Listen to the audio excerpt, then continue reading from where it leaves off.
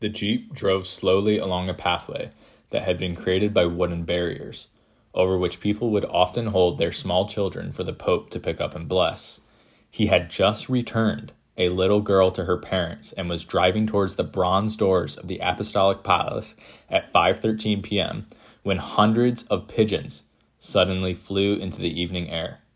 A fraction of a second later, thanks to the peculiar acoustics of the square, they all knew the reason why. Standing behind the row of pilgrims at one of the wooden railings, Muhammad Ali Agca had just fired 2 shots at the Pope from a Browning 9mm semi-automatic pistol. John Paul was struck in the abdomen and fell backward into the arms of his secretary. The image of the inert Pope reminded millions of people of the artistic renderings of Christ being taken from the cross. That is an excerpt from the book I'm going to be talking to you about today, and which I had covered in the previous episode, John Paul II, Part 1. It is titled Witness to Hope by George Weigel. I split this up into 2 parts because the book is extremely long. It's almost 1,000 pages, and I just wanted to make sure I took the proper time with the man and saint that is John Paul II. So Part 1 ended with Muhammad Ali Agca plotting to kill the Pope and waiting for him to drive by. I think John Paul's response that we'll see shortly here, his response to getting shot and almost dying and surviving perfectly frames the type of man that he is, and also supports the common themes that we have seen so far in the book and that we're going to see throughout the rest of the book, fundamentally of unity and evangelization. So this is a quote directly from John Paul II out of the book. "I am particularly close to the 2 persons who suffered together with me." 2 other people were injured in the shooting as well. "I pray for that brother of ours who shot me and whom I have sincerely pardoned. United with Christ, priest and victim, I offer my suffering for the church and for the world.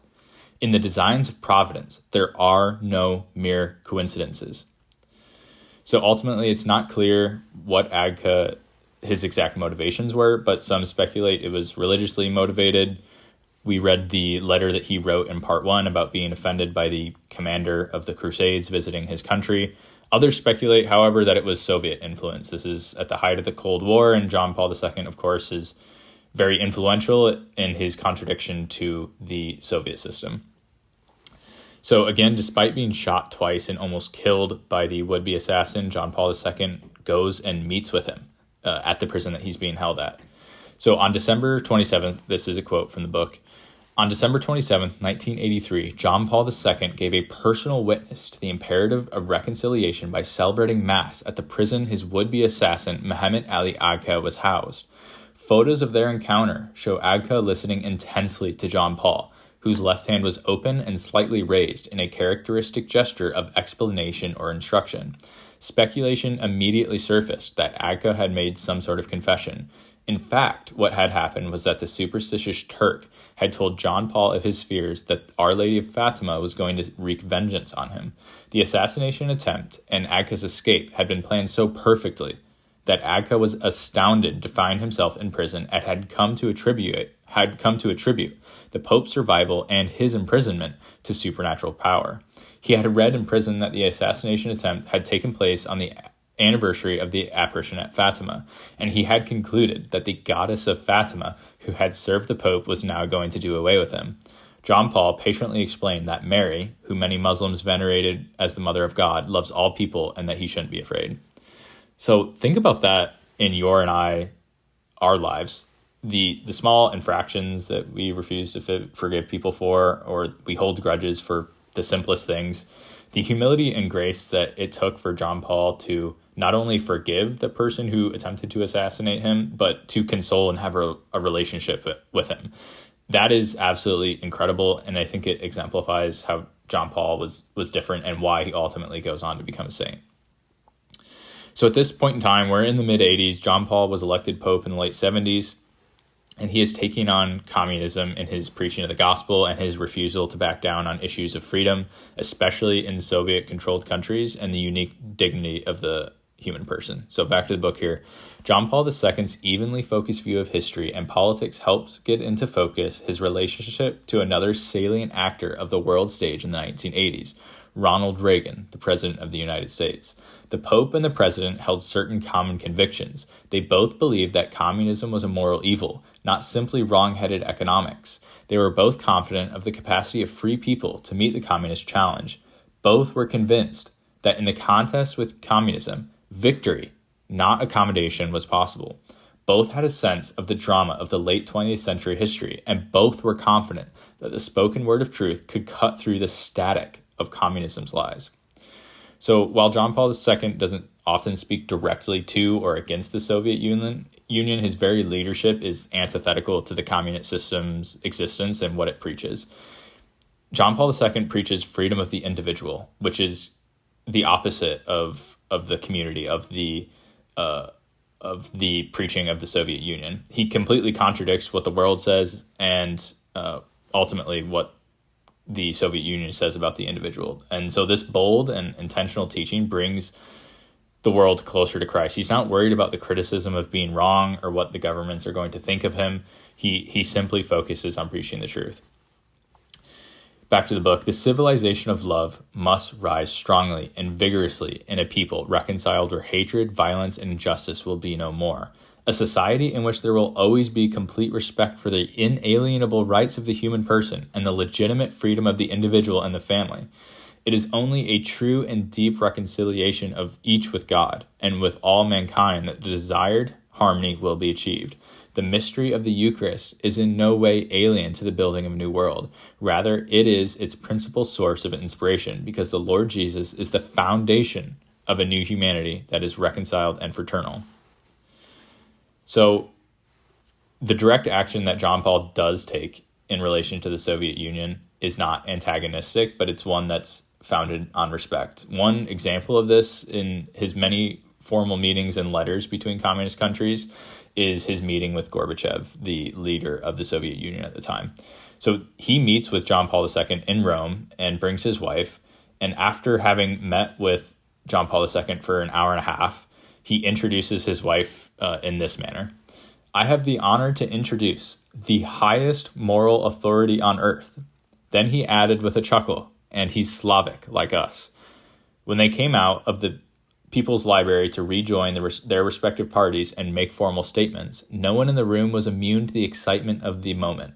It was electric, and even the veteran reporters themselves felt caught up in it. So after just an hour and a half meeting, Gorbachev is impacted so greatly that he promises in his formal statements a new law on religious freedom in the Soviet Union, and he celebrates the work the Pope has done in bringing nations together. This is absolutely incredible. Just an hour and a half with John Paul II could change the history of the world. It speaks to his holiness, which transcends cultures and borders and nations. And I think as you and I reflect on this, our mission should be no less. Why can't you or I deal with the people in our lives with the same manner? The people that we see as our adversaries, why can't we build similar bridges? Surely we have more in common with them than John Paul II had with the leader of the Soviet Union. So in addition to John Paul's role in defeating communism, another common theme throughout his papacy is his focus on solidarity or union or fellowship between people. So he's focused on solidarity amongst several different groups of people, but he focuses a lot on young people, Jews, Muslims, and Eastern Orthodox, and travels more than any pope in recent history in support of those goals, going on pilgrimages all over the world. So specifically, he's completely unprecedented in his approach to Judaism and demonstrates this by being the first pope to visit the Roman synagogue in over 1,000 years. This is a quote from the book. About this visit, this was neither a civic meeting nor the ceremony of a beginning of a negotiation. This was a religious encounter between people who should give thanks and praise to the Lord together. So he's the first pope to speak in front of and also be invited to speak by a Muslim audience. And he has such an impact on this audience of young people in Casablanca that many people say that the audience there was far more interested in what he had to say than in some of his other pilgrimages to other European countries that were Catholic. So how can we learn from this and as we spoke about previously, build bridges with people that are in our lives that may seem to be as adversaries. So we can strive for unity, just as John Paul II did. As we look to John Paul II's approach to Eastern Orthodoxy, there's a common theme and metaphor that is seen throughout the book that John Paul II said throughout his life, and that is that his high-level desire is that the two lungs of Christ begin to breathe together again. So what he's using in this metaphor is describing the Latin church as one lung and the Eastern Orthodox church as the other lung. He wants to bring the two back together so that the two lungs of Christ can breathe together again. It's really powerful. In regards to young people, he instills a sense of solidarity, the way he preaches about their mission and that they have a unique destiny that they're called to. Back to the book here. Youth is also a special time to discern a personal future, a vocation in which young people try to read the eternal thought which God the Creator and Father has in their regard. Discovering one's unique person and task is a fascinating interior undertaking in which your humanity develops and grows. While your young personality acquires ever greater inner maturity, you become rooted in that which each of you is, in order to become that which you must become for yourself, for other people, for God. This is incredible. John Paul is saying that we each have a unique destiny here.